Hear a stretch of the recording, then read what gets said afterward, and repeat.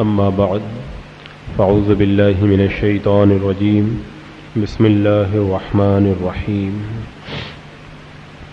إن الله وملائكته يصلون على النبي يا أيها الذين آمنوا صلوا عليه وسلموا تسليما اللهم صل على سيدنا وشفيعنا وحبيبنا ومولانا محمد وبارك وسلم صلاة وسلام عليك يا رسول الله صلى الله تعالى عليك وسلم والأرض مددناها وألقينا فيها رواسي وأنبتنا فيها من كل شيء موزون وجعلنا لكم فيها معائش ومن لستم له برازقين وإن من شيء إلا عندنا خزائنه وما ننزله إلا بقدر معلوم۔ اور ہم نے زمین کو پھیلایا اور اس میں ہم نے لنگر ڈالے اور اس میں ہم نے ہر شے اندازے سے اگائی اور ہم نے تمہارے لیے اس میں روزی کا سامان بنایا۔ وَمَن لَّسْتُمْ لَهُ بِرَازِقِينَ، اور انہی میں سے ہم نے بنایا جنہیں تم رزق نہیں دیتے، اور کوئی شے نہیں مگر اس کے خزانے ہمارے پاس میں ہے، ہم اسے نہیں اتارتے مگر ایک معلوم اندازے سے۔ وَإِن مِّن شَيْءٍ إِلَّا عِندَنَا خَزَائِنُهُ وَمَا نُنَزِّلُهُ إِلَّا بِقَدَرٍ معلوم۔ ان آیات میں اللہ تبارک و تعالیٰ نے اپنی مزید نعمتوں کا تذکرہ فرمایا اور یہ ارشاد فرمایا کہ ہم نے زمین کو پھیلایا، یعنی زمین کو تمہارے ٹھہرنے کے لیے بچھونا بنایا۔ زمین جو ہمیں اپنے اوپر ٹھہرنے دیتی ہے یہ بھی اللہ کا بہت بڑا کرم ہے، ورنہ آپ ہوا پر پاؤں نہیں رکھ سکتے، ہوا پہ ٹھہرنے کی طاقت انسان میں نہیں ہے، پانی پر آپ نہیں رک سکتے، آپ ڈوب جائیں گے، ہوا میں گر جائیں گے۔ تو اسی طرح زمین کے ساتھ بھی ہوتا، مگر اللہ تبارک و تعالیٰ نے زمین کو جو ٹھہرنے کی جگہ ہمارے لیے بنا دیا، اسی لیے ہم زمین پر آرام سے رہنا سہنا سب کچھ کرتے ہیں اور ہمیں کسی طرح کی کوئی رکاوٹ پیش نہیں آتی۔ حدیث پاک میں ہے، حضرت ابو ہریرہ رضی اللہ تعالیٰ عنہ سے روایت ہے کہ کعبہ شریف کو زمین کے پیدا کرنے سے 1000 سال پہلے اسی مقام پر پیدا کیا گیا۔ اس وقت وہ برف کا ایک ٹیلا نظر آتا تھا اور اس پر 2 فرشتے مامور تھے جو اس کے ارد گرد تسبیح کرتے تھے۔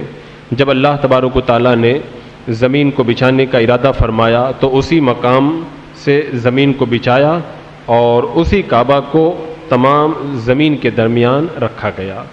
تو جو ایک ڈھیلے کی شکل میں تھا برف کی طرح، اللہ نے اس کو پھیلا کر کے اتنی بڑی زمین بنا دیا کہ آج ساری مخلوق اس کے اوپر آرام سے اپنی زندگی بسر کرتی ہے۔ ہم لوگ زمین پہ چلتے پھرتے ہیں تو ہمیں اس نعمت کا احساس نہیں ہوتا ہے، اور اگر ہم غور کریں تو یہ اللہ کی بہت بڑی نعمت ہے کہ زمین کے اوپر ہم لوگ زندگی گزار رہے ہیں۔ اگر اللہ کی مرضی نہیں ہوتی تو زمین پر زندگی گزارنا بھی ہمارے بس کی بات نہیں ہوتا، جس طرح ہوا اور پانی کے اوپر ہم لوگ زندگی نہیں گزار سکتے۔ تو یہ بھی اللہ کی ایک بہت بڑی نعمت ہے۔ زمین کے پیدا کرنے سے پہلے اللہ تبارک و تعالیٰ کا عرش یہ پانی کے اوپر تھا، جیسا کہ حدیث پاک میں آیا۔ تو جب عرش پانی کے اوپر تھر تھرایا تو اس پر لکھا گیا لا الہ الا اللہ محمد الرسول اللہ، تو اللہ کا عرش جو ہے وہ ساکن ہو گیا۔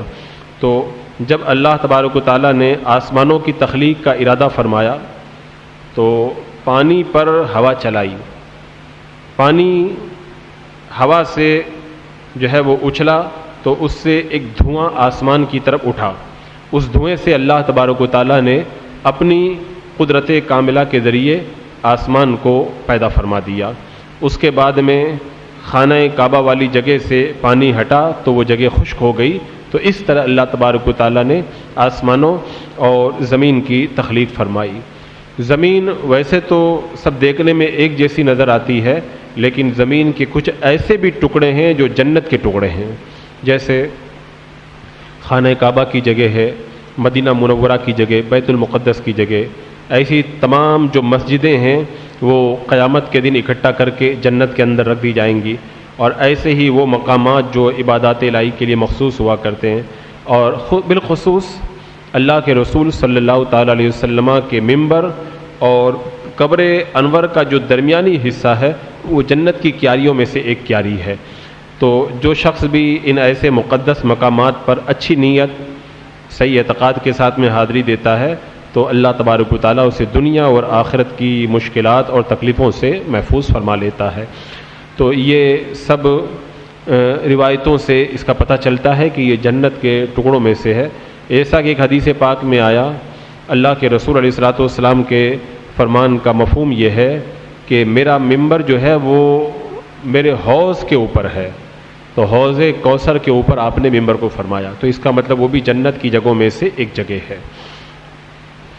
اللہ تبارک و تعالیٰ نے جب زمین کو پیدا فرمایا تو زمین کانپ رہی تھی، تو اس وقت اللہ نے پھر کیا فرمایا کہ وَأَلْقَيْنَا فِيهَا رَوَاسِيَ، اس میں اللہ نے لنگر ڈالے۔ لنگر سے مراد ہے پہاڑ، یعنی ہم نے زمین پر مضبوط پہاڑوں کے لنگر ڈال دیے۔ اگر پہاڑ زمین کے اوپر نہ ہوتے تو زمین کو قرار نصیب نہیں ہوتا اور کوئی شخص زمین کے اوپر پھر ٹھہر نہیں پاتا۔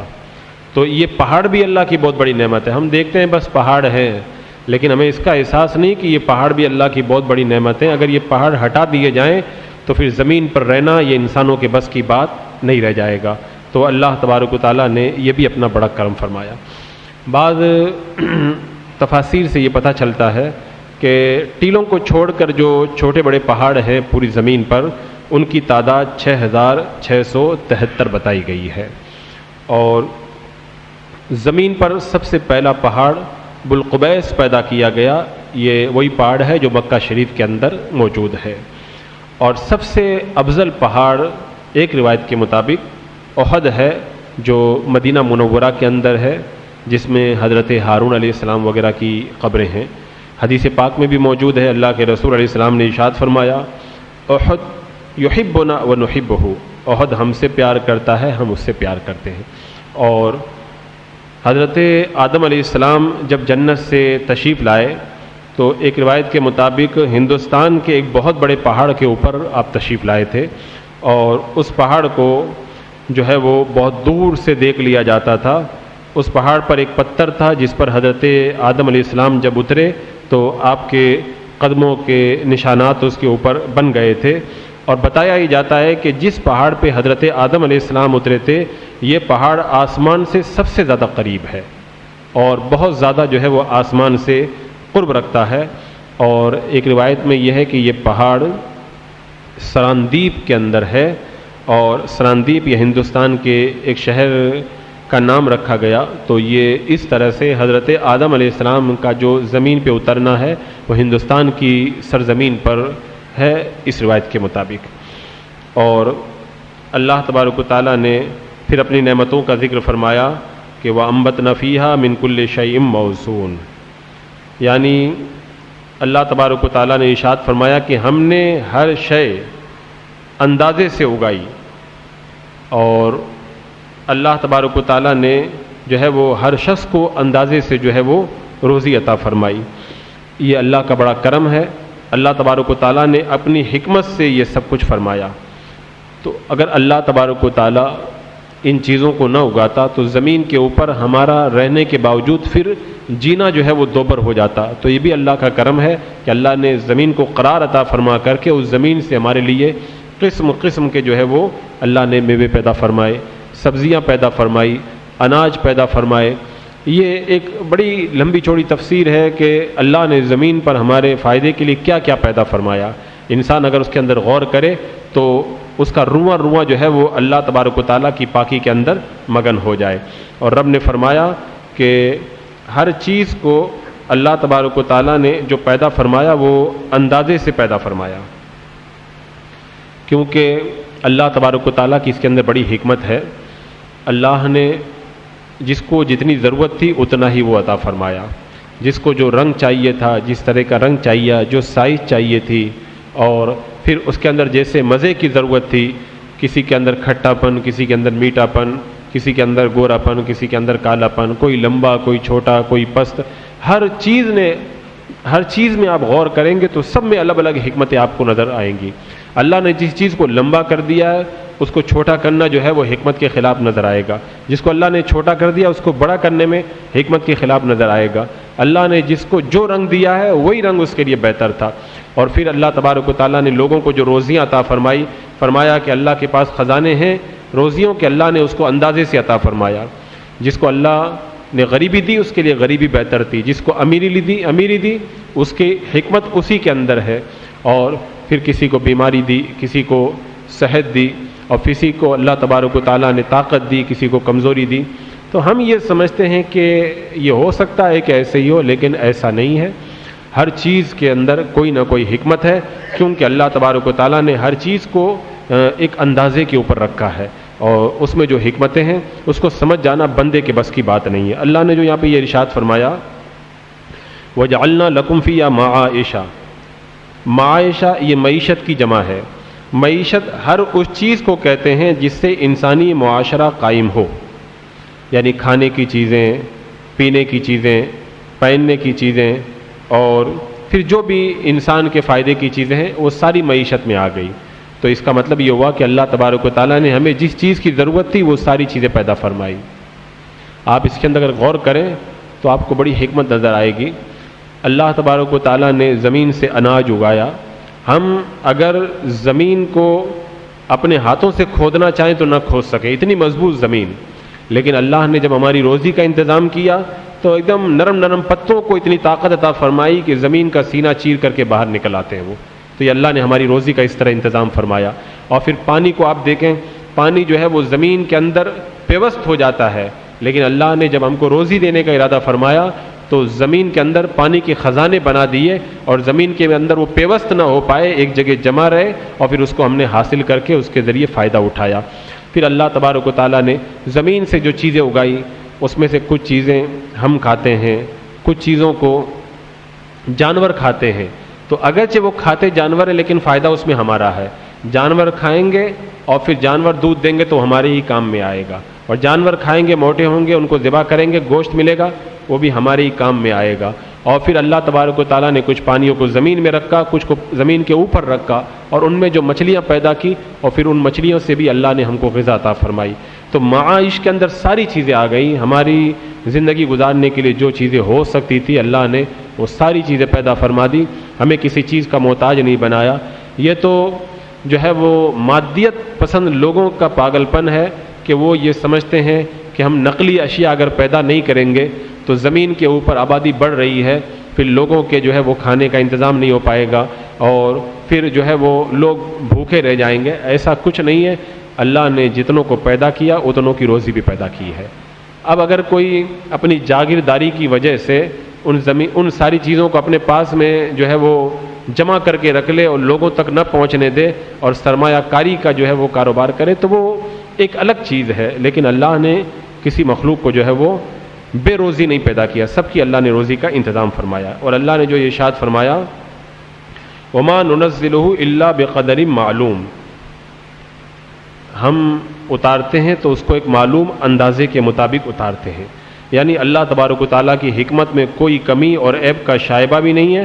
اللہ تعالیٰ ہر چیز کو ایک اندازے کے مطابق ہی دیتا ہے۔ اب اللہ کے یہاں کیا کمی ہے؟ اس وقت زمین میں جتنے لوگ ہیں اللہ تعالیٰ اگر سب کو اگر کروڑوں روپے اگر عطا فرما دے تو اللہ کے یہاں کوئی کمی ہے نہیں، کوئی کمی نہیں ہے، لیکن اللہ کی حکمت، اس کی حکمت تک کوئی بندہ پہنچ نہیں سکتا۔ اللہ تبارک و تعالیٰ چاہے تو ساری زمین کے لوگوں کو خوب روزی دے دے، سب کو صحت دے دے، اور سب کو جو ہے وہ علم دے دے، سب کو اللہ تعالیٰ حسن و جمال دے دے، اور سب کو ان کی من چاہی چیزیں عطا فرما دے، لیکن اللہ نے فرما دیا کہ ہم ہر چیز کو ایک معلوم اندازے کے مطابق اتارتے ہیں۔ اس میں اللہ تبارک و تعالیٰ کی جو حکمت ہے اس کو بندہ کبھی بھی نہیں سمجھ پائے گا۔ اور اس کا یہ مطلب مت سمجھنا، اللہ تعالیٰ نے جو یہ فرمایا کہ وَإِن مِّن شَيْءٍ إِلَّا عِندَنَا خَزَائِنُهُ، ہر چیز کے ہمارے پاس میں خزانے ہیں۔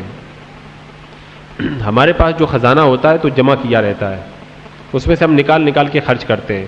تو اس کا یہ مطلب نہیں ہے کہ اللہ تبارک و تعالیٰ کے پاس میں ساری چیزیں جمع ہیں اور اللہ تعالیٰ اس میں سے نکال کے دیتا، نہیں۔ اللہ تبارک و تعالیٰ کے پاس خزانے ہیں، اس کا مطلب یہ ہے کہ سب چیزیں اللہ کی قدرت کے اندر ہیں، اور اللہ تبارک و تعالیٰ کی قدرت کی چیزوں کو خزانوں سے اس لیے تشبیہ دی گئی کہ اس کے خزانے عوام کی معلومات سے پوشیدہ ہیں، جس طرح عام طور پہ خزانہ پوشیدہ رہتا ہے۔ اب اللہ تعالیٰ جب جو چاہتا ہے وہ پیدا کر دیتا ہے، ایسا نہیں کہ سب جمع کیا ہوا رکھا ہے ہمیں اس میں سے نکال اللہ تعالیٰ جب جو چاہتا ہے پیدا کر دیتا ہے۔ اگر رب چاہے کہ یہاں پہ ساری مخلوق کو اتنا اچھا عطا فرما دے تو پل بھر میں اللہ تبارک و تعالیٰ اتنا وہاں پہ پیدا فرما دیتا ہے۔ تو اللہ کے خزانے بہت ہیں، بندہ اگر اللہ کی ذات پہ اگر یقین رکھے تو اللہ تعالیٰ اس کو پھر دیتا بھی ہے۔ اس آیت کریمہ کی تفسیر میں اگر غور کیا جائے تو آج کل کے جو مادیت پسند ہیں اور ان کی جو فکر ہے اس کے اوپر زبردست چوٹ پڑتی ہے۔ ابھی دنیا میں یہ سسٹم چلا ہوا ہے، کچھ ایسے جاگیردار لوگ ہیں جو ساری سبزیوں کو بھی اپنے انڈر میں کرنا چاہ رہے ہیں، سارے پھلوں کو اپنے انڈر میں کرنا چاہ رہے ہیں۔ ابھی جو کسان بل کا جو مسئلہ چل رہا ہے اور جس پر بڑے احتجاجات ہو رہے ہیں، یہ سب اسی کہانی کا ایک ڈور ہے۔ یعنی کچھ سرمایہ داروں نے یہ پلاننگ کر کے رکھی ہے کہ ہم چھوٹے چھوٹے جتنے بھی کاروباری لوگ ہیں جو سامان بنانے والے ہیں، ان کے سامان کو ہم اکیلے خرید لیں اور ہم تنا خریدنے کے بعد میں من چاہے بھاؤ کے اندر اس کو مارکیٹ کے اندر بیچیں۔ یہی کچھ ابھی کسان بل کے ساتھ میں بھی ہو رہا ہے۔ تو یہ سرمایہ داروں کی غلط سوچ کی وجہ سے لوگوں کے رزق کے اندر بظاہر تنگی نظر آ رہی ہے۔ اگر انسان اللہ کی قدرت پہ یقین رکھے تو اللہ تبارک و تعالیٰ نے ہر بندے کا رزق پیدا کیا ہے۔ بندہ جب پیدا ہوتا ہے تو اپنا رزق مقدر میں جو ہے وہ لے کر کے پیدا ہوتا ہے۔ اگر انسان اس کو سمجھ لے تو اللہ کی حکمتوں کے اوپر بے ساختہ ایمان لانے کو اس کو دل چاہے گا۔